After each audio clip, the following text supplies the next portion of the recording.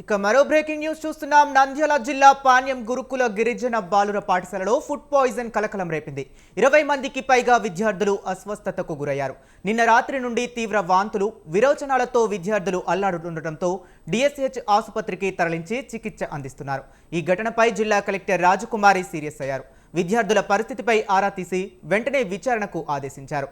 ఇక ఇదే అంశం గురించి మరింత సమాచారాన్ని మా కరెస్పాండెంట్ శ్రీనివాస్ ఫోన్ ఇన్లో అందిస్తారు. శ్రీనివాస్, చెప్పండి, విద్యార్థుల పరిస్థితి ఇప్పుడు ఎలా ఉంది?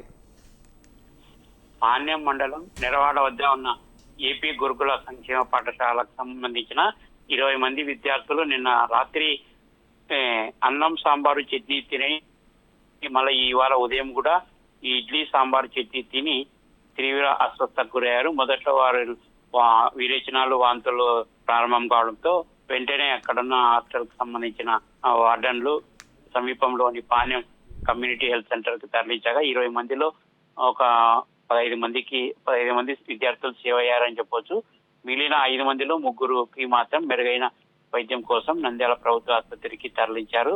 ప్రధానంగా నిన్న రాత్రి తిన్న ఫుడ్, ఈ రోజు రాత్రి తిన్న ఫుడ్ కారణంగానే విద్యార్థులు అస్వస్థతకు గురయ్యారనేది విద్యార్థులు చెప్తున్నారు.